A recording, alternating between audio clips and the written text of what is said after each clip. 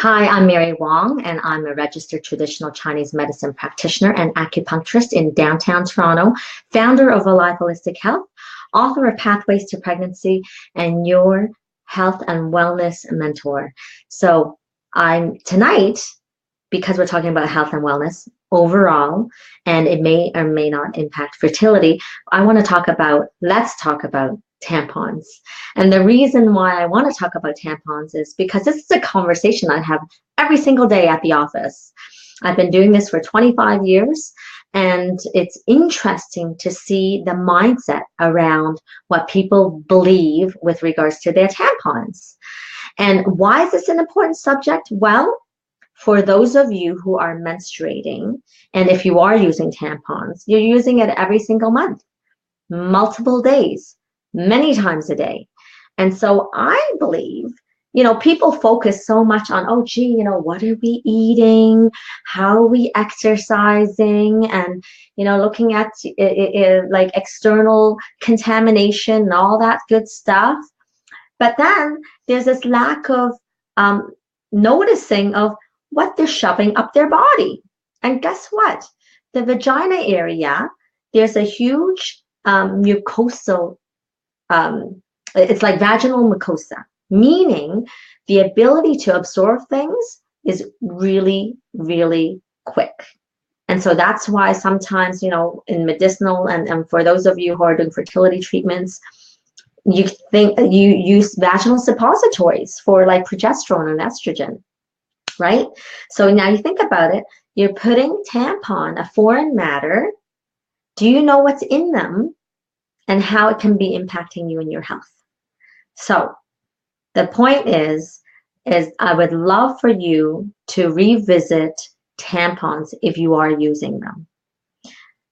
I had an interesting conversation tonight, my last patient, who talked about how when, this month she didn't feel like using a tampon, but normally she does, then that's all she ever uses. But what she has discovered, her and her friend apparently talked about this, where when they were using tampons, they bled 2 days less. So it's significant amount of volume of blood less than if they were to use a pad. So I'm scratching my head because it's the first time I've ever heard this. However, I just dawned on me. It's like, wow, a tampon, what it does is it just absorbs the liquid. So think of your menstrual blood, it's liquid, but what you don't know, most of you probably, is that there's also menstrual tissue that you need to clear off. So the purpose of a menstrual bleed is to slough off and clean and clear away the menstrual lining so that you're ready for the next cycle. So the next menstrual cycle, what you want is like a clean slate for your uterus so that you can build a new lining. And what I always call it is like, if you're trying to conceive, you want like a nice, juicy, luscious lining that is aerated, so to speak, oxygenated, full of blood flow and nutrients to support life. If that's what is going to occur, if you're going to try to conceive, then when the egg and the sperm gets together and it becomes an embryo, you want a really nice place for it to embed in. And in the first 3 months of your cycle, or 3 months of your pregnancy, it needs to survive in the uterine lining. So there's purpose to that. So if you're not sloughing it off properly, then I say, then your lining is going to have like old bits and pieces. So think about the quality of that. Not so great, right? Now, so that's one bit about shoving a tampon up you. Now, so how about the actual constituents to a tampon? Well, typically they're made out of cotton. And if you're just getting the regular old brand, oh, great. Thank you for your comment, Denise. Awesome. And so for the other factors, so like looking at the constituent of the cotton, and oftentimes rayon, like the newer ones, they're like super absorbent. They're made of rayon. And if you think about that, like cotton for one, for a regular brand, they're first of all, bleached, so they're not naturally occurring white like that. So imagine shoving bleach up you. Not so nice of a thought. Secondly, cotton manufacturers, to make cotton, they spray a lot of pesticides on them. So again, now you're putting pesticides in this mucosal gland. And the third piece is that, if there's rayon involved, there's also dioxin involved. And we know that's one of the biggest hazardous chemical, toxic to our body, which can induce even fertility challenges, pelvic inflammation, endometriosis, because it creates inflammatory processes. So imagine, you think it's like so benign and something that you do without thought, and now you think, oh my gosh, it can contribute to something. So just be aware. And I get it. Like if you are out and you're in the middle, you're on vacation and there's nothing that you can do. You didn't expect your period. You get your period. You're sad because you didn't get pregnant, but you're having a period and you have nothing else. And the only access you have is this Playtex super absorbent tampon. Well, you're going to use it, right? Versus not using it at all, especially if you want to go to a pool or if you want to go to the beach. I get it. But just think of consistency over time. A little toxicity over time can impede the body's functioning. Now, the other piece to this, which is very cool, is when I've talked to some women who get menstrual cramps and they're regular tampon users, what they have found, a lot of women, not all, when they switch over from a tampon to a pad, where it allows the blood volume to fully come out appropriately, it in fact diminishes cramping, which is so awesome. And if you think about this, if the blood is meant to come out and you're shoving something to plug it up, then the contents and the remains are sitting around it, even if it's supposed to be absorbed into the tampon. I mentioned earlier, the actual tissue doesn't, so it just kind of is around it, and it can kind of get stuck to the walls of the uterus, so not so nice. And so if you have ever had flowers and you put it into a vase and you leave it for a couple of days, have you done that? I know I have. And what do you end up with? Smelly, stinking water that looks a little murky. Have you seen that before? So you think about what a tampon's doing. It's plugging it up and kind of creating the same effect where it's creating like a swampiness that you don't want. You want everything to be cleared, like a stream. You want it to come out. So does that make sense? And the other piece to that, let me think here. So we're talking about cramping. Oh, well, very, very important. So you're left with, oh my gosh, what do I do? And oh, by the way, one of the biggest reactions is, oh, that's gross. I don't like the way it feels on my pad. Like I'd rather pretend that I'm not having a menstrual cycle. Well, that kind of makes me laugh because guess what? We are living, breathing females. So let's acknowledge that we have the ability to have menses and acknowledge that it's actually not gross. And in fact, it's cleansing. So let's shift our mindset around it. It's not gross. It's necessary. And it's our ability to create life having this menstrual blood.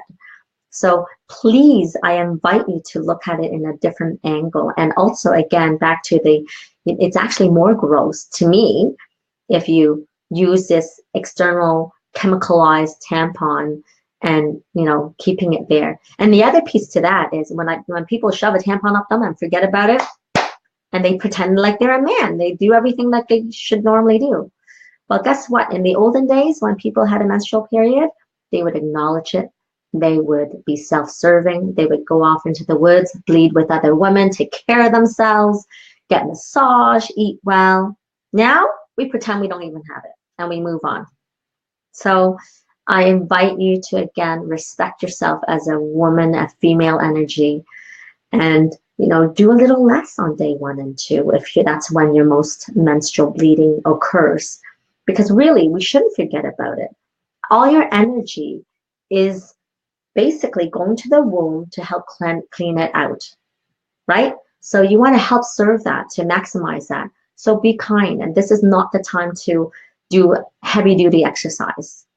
Wait till after your menstrual cycle. All right, so that's last of that. Now, the other piece is, then what do?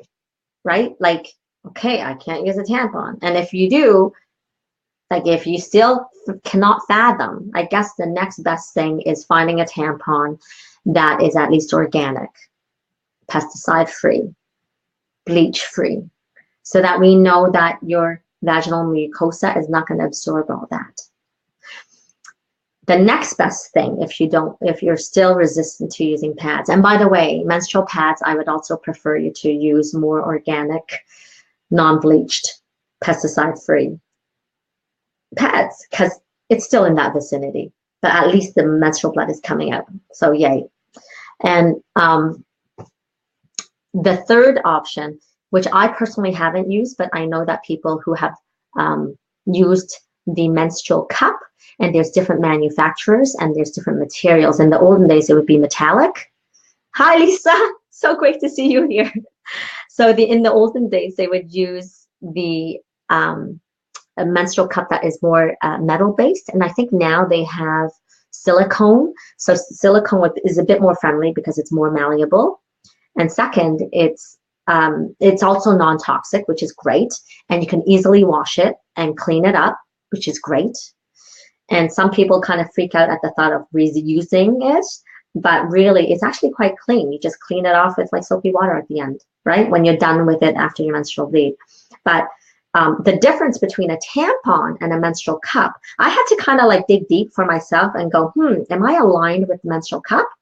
And in the end, I'll say yes. And here's why. A tampon is this thing that will expand like a sponge. It'll soak in the menstrual blood that is liquid, but again, it does not absorb the menstrual tissue. So the fibrous tissue that resides in the walls of the uterus needs to leave the body. So in a pad, it'll obviously will allow it to come out as soon as it's ready to come out. In a tampon, it doesn't. It gets plugged up.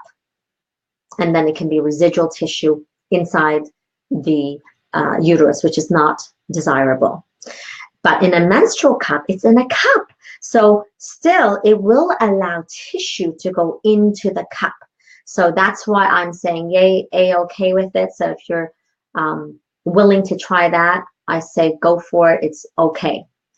And for those that have sensitivity to, well, actually, you know what? If you have sensitivity and have like vaginismus or something like that, you may not want to use tampons anyway, and you'll definitely use pads. And again, if you're using pads, then you're going to want to use more organic type products. So that's my thoughts on all this. So I really want to thank you for being here. And what inspired me today was my patient, and this is what everybody does. So I just thought, gosh, like we need to talk about this. And I'm sure Lisa Marie, in your Friday, Fertility Friday podcast, I'm sure you cover this as well. So check out her stuff. And, you know, you can go down below. If you like what we talked about today, go down below. I have lots of Facebook posts. Or alternatively, go to my marywong.life website, where I have posted all my posts, which is now 81 posts as of today, and where I do weekly live posts just to give back to our community, anything fertility related and health related for that matter. And in future, hello, Diana, yay, more people here. So please check them out, my past posts. And also this Saturday, if you are anywhere in the local area in Toronto, please come to the Canadian Fertility Show. It's the first of its kind, and I just heard today that there's already 400 tickets sold. So I am so proud of all the ladies and gents that are participating and going to the show, because I was thinking, oh gee, you know, if we have fertility challenged people, they may not want to show up. They don't want to be known. So I'm so proud of you guys for going. And, you know, because again, like when I do these live posts, a lot of times it's very quiet, and I see lots of people, hundreds of people, and sometimes 1,000 people watch these. And yet it's really quiet as I do it, because again, I don't think people want to show that to their friends that they're watching something like this. So I'm proud of you. Please come, and I'll be doing a talk. It's called, gee, what am I talking about? You are not your diagnosis. very relevant. And because there's 18 speakers throughout the day, I'm one of them, and one of our naturopathic doctors, Dr. Zainab Uraz, she's going to be there talking about egg quality, so thrilled about that, and other awesome topics. And if you contact my work, clinic@aliveholistic.health.ca, they can tell you the promo code, because I actually don't remember what it is, and you can get in for half price, which will only be $6. So that's this Saturday, 10 to 5 p.m. So come on out. I'll be selling my books there. You can get a signed copy, and we'll be doing like awesome raffle prizes, one of which is going to be like at least $300 worth. And for those that are in the place of wanting to conceive, you'll get access to my new monthly live program, which will start in a couple of weeks from now, where you can watch me kind of live like this, but in a more intimate atmosphere where you can fully participate and not worry about other people finding you out in public space like Facebook. So you can actually ask me questions directly. I'll teach something for about 45 minutes to an hour, and then you can ask me as many questions as you'd like. I'll cover them on the spot.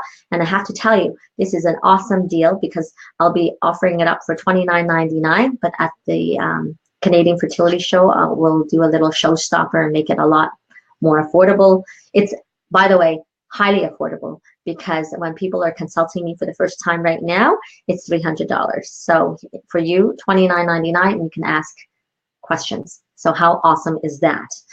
So there you are. And I love you guys. Thank you for watching. And again, check out my other posts. Check out my book, Pathways to Pregnancy. It's got lots more other information that you can use as by your bedside or whatever, as your Bible, as some women have been telling me. So you can get that on anywhere, like online. Okay, so take care. We'll see you next week. Oh, I'm not sure when I'm going to do it next week, because next Wednesday, I'm going to be doing a webinar for all the traditional Chinese medicine practitioners globally. So this is a very important conversation, and it's about the ability to speak to you as patients and not to piss you off, and also how to speak to doctors, because guess what? They piss you off too. And so I would like to make a difference by helping people help others to help you. I hope that makes sense. Okay, have a great night, and we'll talk to you soon. Take care. Mwah. Bye for now.